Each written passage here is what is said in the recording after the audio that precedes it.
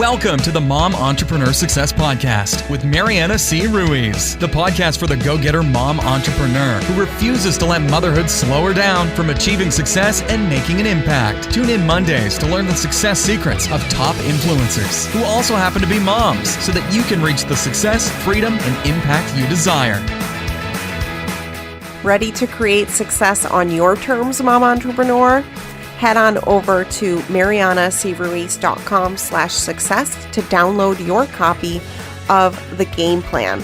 It's a step-by-step process to get you results and enjoy every step of the journey. Because as mom entrepreneurs, it's about designing a business around our lives and not the other way around. Plus, I also walk you through areas where you might get stuck to help you avoid the pitfalls that so many of us have to go through. So head on over to marianacruiz.com to get your copy now. Welcome to the Mom Entrepreneur Success Podcast. Today I have Tara Newman on the show. She is a business and leadership coach for ambitious women who are looking to jump off the high achiever hamster wheel and tune into their feminine, genuine selves so that they can learn with ease. Welcome to the show, Tara. Thanks for having me. I'm so excited to be here. Thank you. I'm so excited. We had actually connected through my business coach's Facebook group, the Lit Up and Loaded Entrepreneur. And when we had a conversation, I was just so excited to chat with you on the show and talk to you, take our conversation publicly, because we're talking about a lot of stuff that most people don't talk about in online business. And especially as moms, I want to just bring the truth to you guys. So let's dive right in. Can you tell everybody how you got started in online business and a little bit about your background? Sure. I've been coaching a long time. I've been coaching for almost 20 years. I have my master's degree in organizational psychology, which is really business psychology. And I did an internship with an executive coach. And then I've always wanted to be an entrepreneur. Even back then, I just never really went with the crowd. I was always an against the grain kind of person. But I felt like before I stepped into my own business, I wanted to have experience in someone else's business. And some experience in another business led to an almost 20-year career in corporate America as an executive coach in leadership development and organizational development and strategic human resources. And then I burnt out. Womp, womp, womp.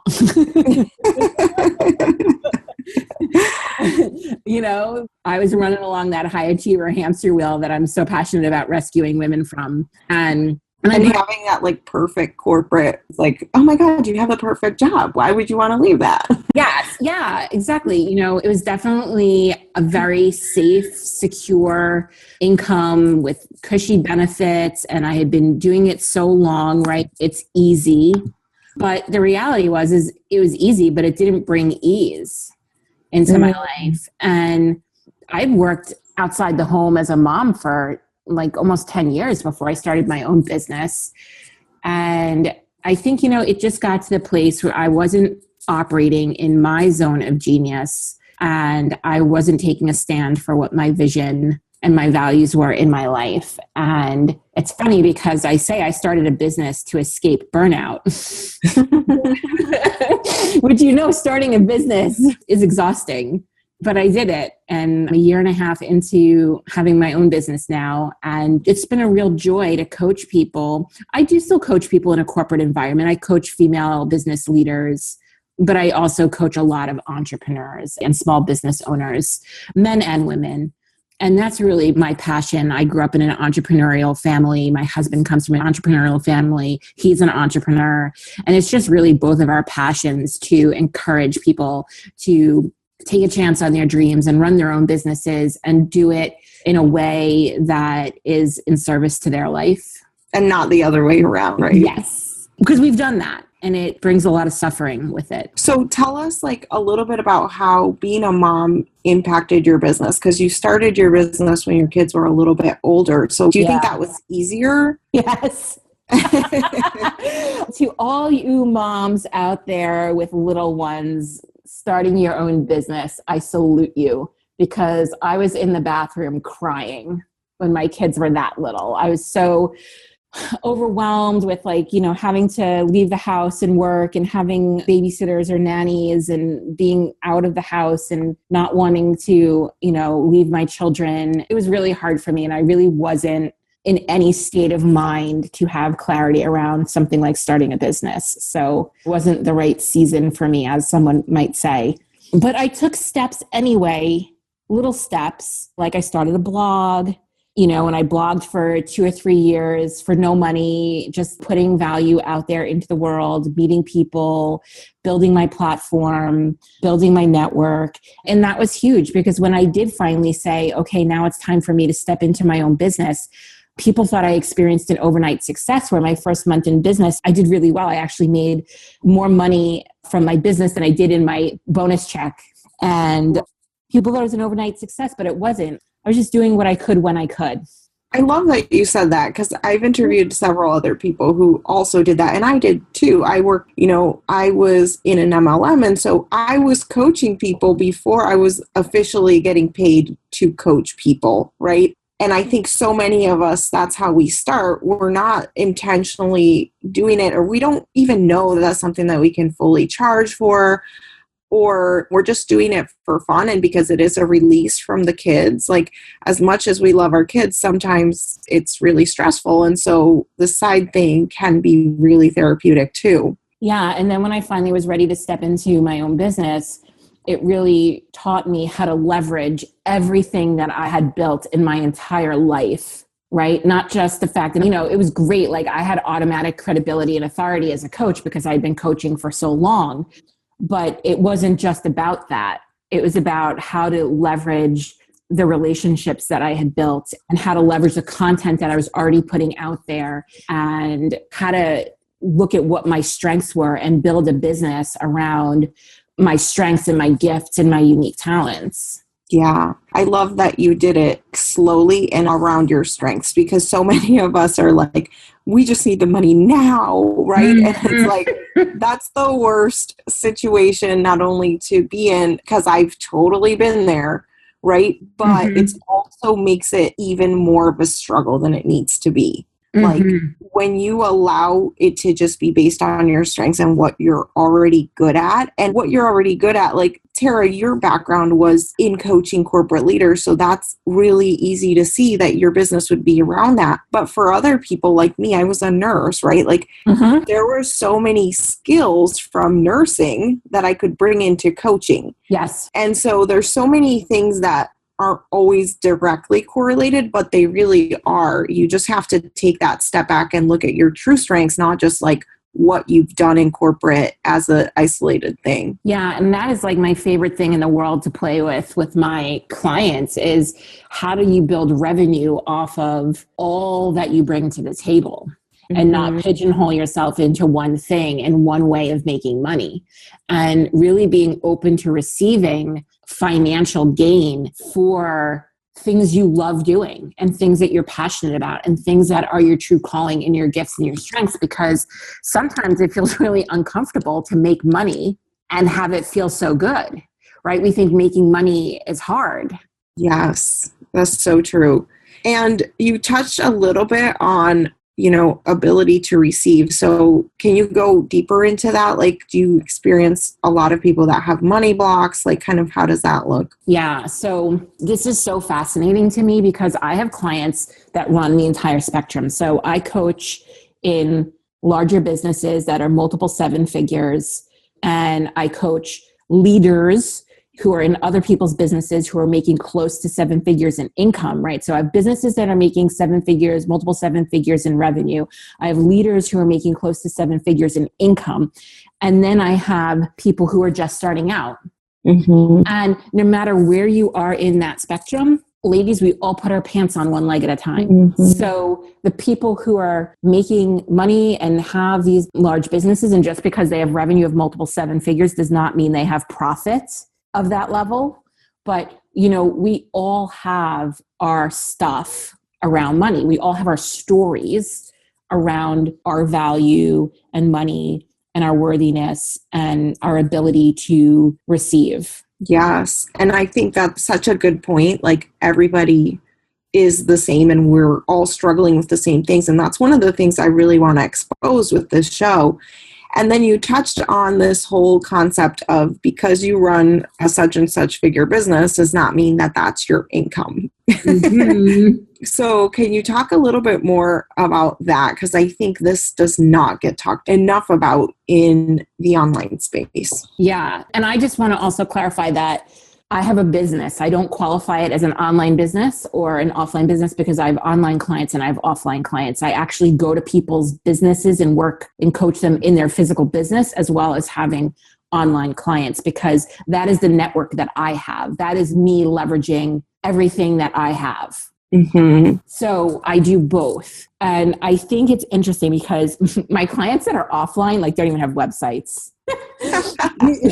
You know, like I have a client who's a business consultant and he's a really amazing conscious man. And I call him a unicorn because he does not have a website. He does not have business cards. He does no marketing. And he has a 7-figure business. I absolutely love that. That's one of the things I always tell people, because the first business coach that I hired, she didn't have a website. She had built her entire business, and she used to be a lawyer, and she replaced her income as a lawyer through business coaching, and she did it without a website. So anyone out there who's stressing out about your website, like, stop. Don't stress. I have so much website shame. I haven't updated my website in 18 months. Yeah. And it's just like one of those things that people get so fixated about, but it doesn't have to be a huge deal. What's more important is, like what you're saying, your actual connections and your network. Yes. What's your most direct path to achieving your goal? So if your goal is to enroll clients, to create client relationships, what's your most direct path? Is it to send them to your website, to have them read blog posts, to get lost and distracted, or is it to have a direct conversation with them? Yes. And back to the whole, just because you have X revenue business doesn't mean that's your income. Right. So in the online space, so my clients who are offline aren't even aware of this conversation happening, which I laugh. But so online, there's this whole conversation going around building these 6-figure businesses. And it's very polarizing, I find, because you see people who are completely triggered by a 6-figure revenue goal. And then you see the people who are like, I don't know, put it out there as kind of like the end all be all measurement of business. And I don't think it is either. Like, I think that if you're triggered by 6-figure revenue discussion, you really need to check in and look at that, because running a business that hits $100,000 a year does not necessarily bring you in $100,000 a year in income.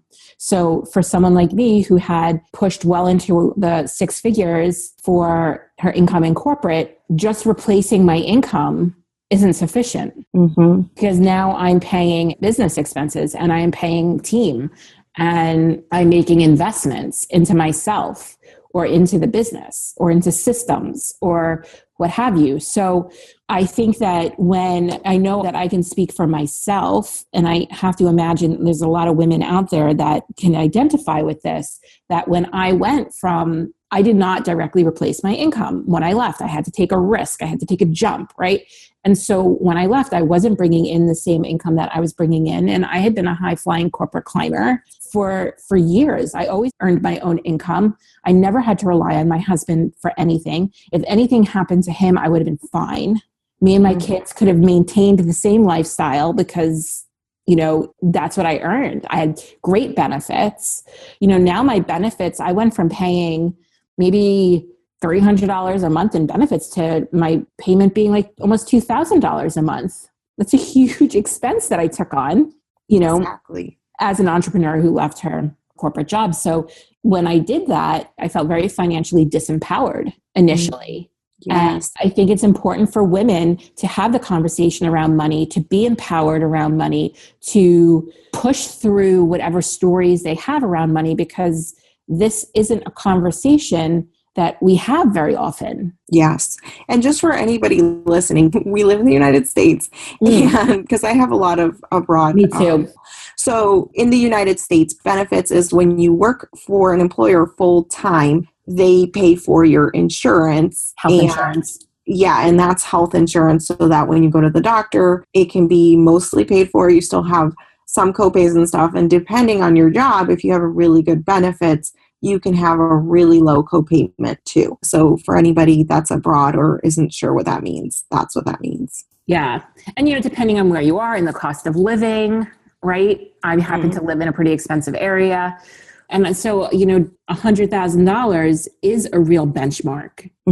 I don't think that that's the sole way we measure our success. And for the women that I work with who are naturally high achieving and tend to really push themselves, I actually try and remove a revenue goal as a metric for success, because the attachment to it is too great. We make too much meaning out of it. So it becomes a lesson and a practice in how we can set these revenue goals, to have these conversations around money, to identify the desire and the importance, but then release attachment to it. Yes. And you've kind of touched on one of the questions that I ask, and that is, what does success mean to you? Because I think for many of us, it is somewhat tied to income, but not directly. So what do you think about that? Yeah, that's such a tricky one for me, because I actually don't identify my success with money. It's important to me. It has a high value to me. It's important to me. I desire it. I desire the things that it can bring me, buy me, that it allows me to give to others, the experiences that I can then give to my family, my friends, my clients, my loved ones, the fact that I am charitable and I do like to donate to charities, and it allows me to give from that perspective as well. It allows me to have financial peace of mind, and I have my whole own money story where I have been what I like to call no joke broke to, I went from my family, and I went from having a multiple six-figure income to my husband starting his own business and having a colossal entrepreneurial failure that completely took us out financially, to the point where I didn't know where my mortgage payment was coming from, and I didn't know how I was going to put food on the table for my young children, to rebounding and being back to a multiple six-figure income in this household. So it is something that I take very seriously, because being broke is incredibly frightening and terrifying. And I never want to go back there. And I don't want to see anybody else be there either, which is another motivation for my coaching. And so money is important to me, but that's not how I define my success. My success comes when I live my most authentic life. And that means that I'm standing in my vision and my values and my truth, and being very present to what's happening around me, so that I can live with more joy, freedom, and ease. That's beautiful. So being authentic so that you can have more joy, freedom, and ease. I love that. And I really think that's, when we're thinking about goal setting and the things we want to achieve, especially with you working with high achievers, I'm sure you see this all the time. Like, people think, okay, when I get to six figures, then I'll be happy. Or, I used to do health coaching, and so I would see this all the time. And I can tell you it's totally the not truth. So stop it. When I get to a size XYZ, then I'll be happy. Right? Yeah, because we're tying our worth to a number. And that's not true. Yeah, exactly. And so what you're really looking for is that joy, that like being yourself is good enough. I love that. Like, that is so beautiful. It's important. And I can't tell you how many times that I've actually made my clients check in with their revenue goal when we first set it in the beginning of the year, and as we look at them quarterly, to say, is this really the number for you? And I've done it. I've actually set a revenue goal and have decided that that was not the most loving thing to do for myself. And that the most loving thing to do for myself is to say that while this number is completely achievable for me, I'm not ready for this now. This is going to take some vision and some planning to step into. Yeah. Because I've seen it with so many of my clients where they are racing. There's no patience, and they're racing up to this $100,000 barometer, which again is important, but not at the expense of our joy, freedom, and ease. Yeah. Or our family, really. Right. Or our family. It's all one. Yes. That is such a big lesson for everybody.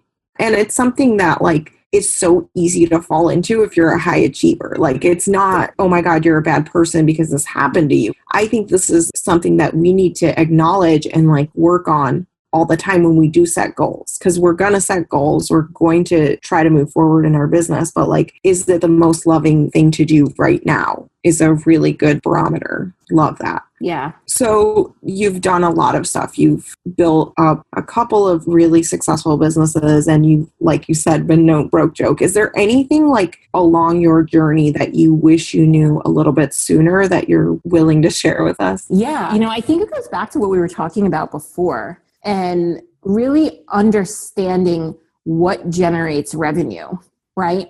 And it not being the website, and it not being like the most flashy copy necessarily right away, right? It's like more do the research, really get to know who you're serving and build relationships with those people. And then everything else comes out of that. Like I remember paying like a ton of money to have my website done initially and have all the copy written on my website. And I didn't know who I was. I didn't know what I was doing. I didn't know who I was serving or how I was helping them right away.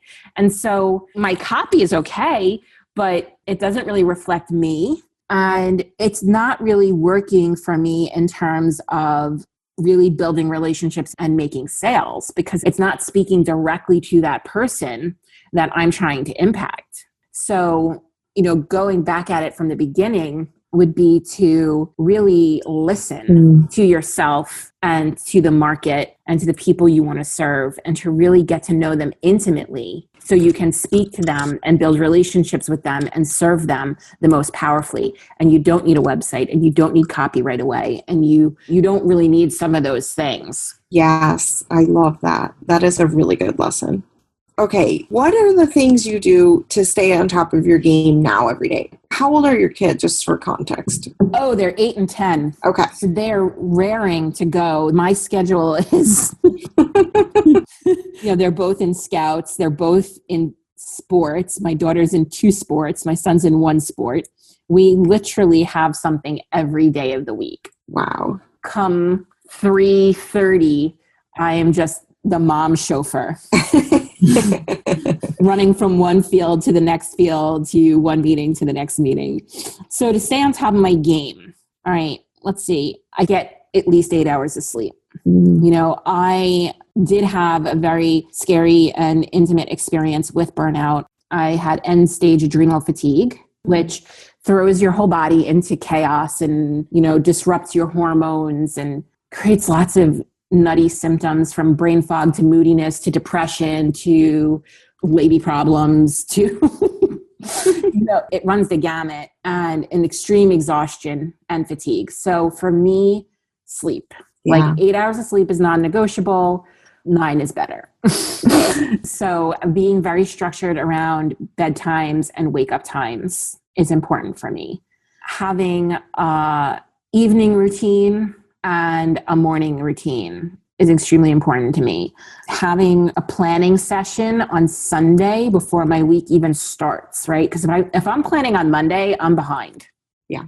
So, taking that hour on a Sunday morning with my coffee to sit in stillness and really plan my week and feel into what this is going to look like, be very intentional about who I'm connecting with, the conversations I'm having, the tasks I'm taking on, the hours that I'm working. Yeah. Do you have a set hour schedule? I do. I like to work, from 9 to 2. Mm-hmm. I take lunch every day. Yeah. And that's, again, going back to taking care of yourself and adrenal fatigue. I think that would be one of the most important things, is setting a schedule and taking lunch for yourself. That makes a huge difference. Yeah. And my week is templated. So I keep all my client calls on specific days. One day is for marketing. The maximum I work on a Friday is till 11 o'clock. Yesterday, I was kind of exhausted from the weekend and I didn't really work at all. I keep a task list of the tasks that you do when you're totally fried, that are, that are just really easy stuff, mindless. It doesn't need to happen right away, but it kind of builds up.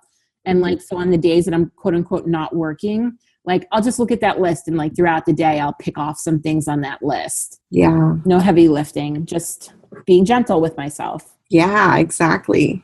it all goes back to that. Mm-hmm. Can you talk to us a little bit about a struggle or failure that you experienced and how you overcame it? Well, there's no success without failure. So I think as entrepreneurs, we're kind of always in this constant state of failure, working through what works and what doesn't work. Mm-hmm. I could say I've had many, but I think that the one that probably would resonate the most with your audience is I had a lot of resistance to being visible in my business. Me too. Like totally honest. Yeah. Like I am so stubborn. Like yesterday, I needed to check in with myself and I journaled. I journaled 11 pages to come back to the most simplistic answer, right? But I was just resisting it and I resisted it for 11 pages of journaling. And it was such a moment for me. I'm like, oh, Tara, this is your stuff, man. So, I can really sit in resistance for quite a long time. So it's no surprise to me when my clients come to me and they're just in such heavy resistance because I can be in the hole there with them. I get it. You have to just be patient and you have to push yourself through it, but in a way that is with a lot of grace and love and gratitude for where you are in that moment. So I really did struggle with visibility. I've struggled with visibility for almost 2 years. And it's been on and off. I've been consistent. I've been inconsistent. I've hid. I've isolated. I've been triggered, right? It's ugly. I've cried. Why can't you just move through this? Because if we can't be visible in our businesses, we're only going to get so far. And I'm somebody who has a lot of different networks and I get a lot of business through referral. I get a lot of large contracts. So I was able to survive with this challenge and this struggle because like I said, my offline clients don't know if I'm visible or not. Mm-hmm. And I'll still get called in to coach somebody's team of 5 executives. Yeah. And that'll hold me. That contract will hold me. But if I really want to work with the people that I truly want to work with, I need to step out and be visible and start speaking directly to them. And so it wasn't until recently that I moved past it. Yeah. And what kinds of things did you do to move past it?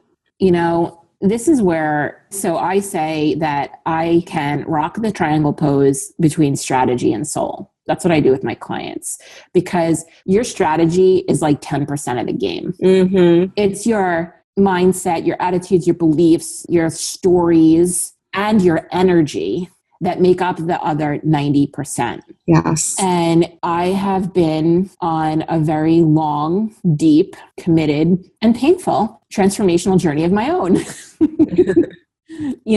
I work with my own coach. I went and got certified as a Reiki practitioner. Oh, cool. And I do some energy healing. I bring that into my business and I've done my own healing. And it's just constantly having an awareness around, that relentless self-assessment of yourself as a leader. Mm-hmm. You're always every week checking in, what's going on, what's going well, what's not going well, why isn't this working for you? And that relentless self-assessment to uproot the stuff that's holding you back because you really are the only person standing in your way of success. And I don't say that to shame and blame, but to say, let's wake up. Mm-hmm. Yeah. Because it's that mindset stuff that will really stop anybody, that self-talk that you're feeding yourself. And I love how you mentioned the energy too, because there's such a difference.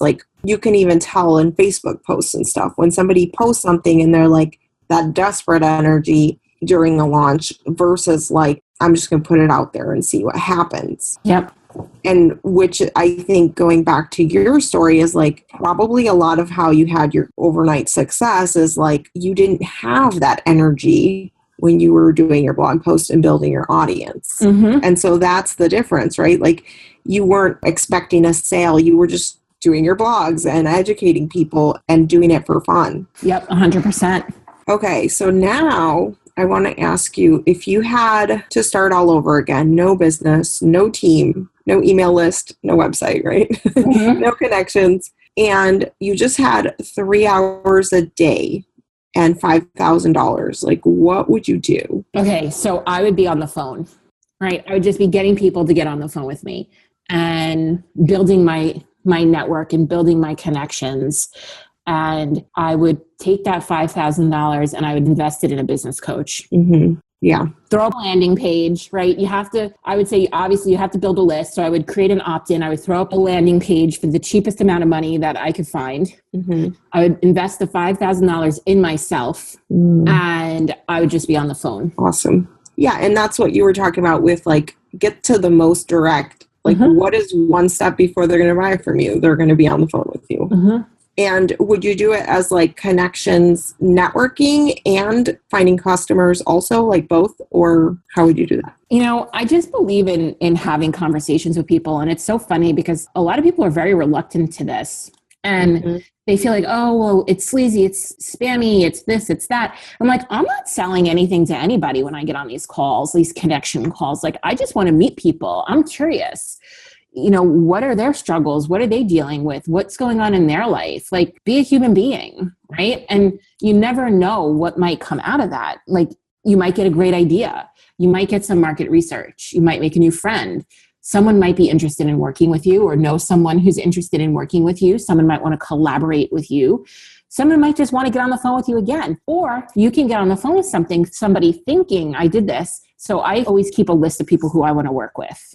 It's like my little manifesting trick, right? So I always have like a list of maybe 10 to 20 people that I know, that I've seen, or that I'm connected with in various ways that I want to work with. And I make sure that I stay in contact with these people, you know, whether it be through social media or whether or not I'm scheduling connection calls with them or checking in. And I had somebody on my list when I first started out that I thought I wanted to work with. So we had a catch-up call. I hadn't spoken to them in a while. And I'm on the phone with them and they were very different than I remembered them to be. Mm-hmm. And they were not the ideal client that I thought they were. Mm. And so that was great information for me. I got to cross them off my list and not put my energy there. Exactly. Otherwise, you would have continued with your following up. Yeah, to think about them, to wonder what it would be like to work with them, to visualize them as a client. So I would just be on the phone with people. Yeah, I love that. And that's something that you're right. Like a lot of people in online business are afraid of doing. Yeah, because I think that you see people that, right, there are obviously people who are out there who are doing outreach in a way that doesn't feel good, where you feel like you're being sold to, like you feel like you're being cold called, whether it be through your Facebook Messenger, or through email, or wanting to get you on the phone or whatever. And that's a small part of the population, right? And you have to think to yourselves, right? How do I want people to interact with me? If you don't want people to interact with you that way, go out and lead. Go out and lead and show people how to interact with you by interacting with them in the way you want to be interacted with. Yeah, I love that. Okay, so is there anything else that I haven't asked you that you'd like to share with other moms to help them build a profitable online business or business? I would just say have patience, ladies. It takes time. Yeah. It takes time. And, you know, just start where you're at. I started with a blog post and no idea how I was going to make money. Exactly. And the last guest I had also said the same thing. She said that it takes time, and it's so true. And no matter where you are, right? It's not an overnight success, because every experience that you've had up until today is what's getting you to where you're going to get. You know, it takes time, and it's all compounding on itself. Sorry to have taken over your answer. No, for sure. Okay, so where can people find you? How can they find out more about you and what you do? Because I love your message. I feel like so much of what we talk about is similar. And, you know, I think that most of our listeners will want to follow up with you. Yeah, so they can always visit my website, which is not updated, taranewmancoaching.com, but there are blog posts there. And then really, I hang out in my Facebook group called the Bold Leadership Collective. And in the last few weeks, I've been making changes to it. And next week, it's going to be by application, even though it's free, because I want to curate the best, boldest, and brightest entrepreneurs in one space and really make it the collective that I've always wanted it to be. And I want to very safely open it up to allow people to share what they're doing, to promote in a way that is authentic and feels good to everybody. Really have it a place for networking. There are almost daily Facebook Lives and daily prompts in there as well. So anybody who's looking for just a cool place to hang out online, a safe place to hang out online. This is a small group of people. We got about 300 people in there now. I'm not interested in the numbers. I'm interested in the engagement. So if you want to come hang out with me, it's the Bold Leadership Collective. Awesome. So we'll definitely link those up in the show notes. It's been so great having you. Thanks for coming on and sharing with us. Thank you for having me. I really enjoyed the conversation. Thank you.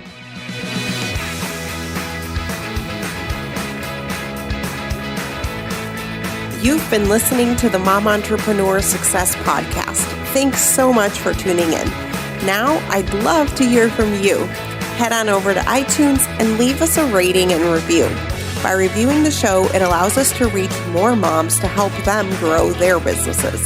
So head on over there, leave us an honest rating, and I can't wait to catch up with you there.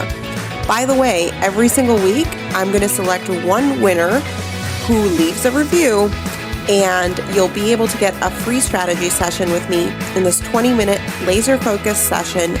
You'll get the information that you need to move your business to the next level of success that you desire.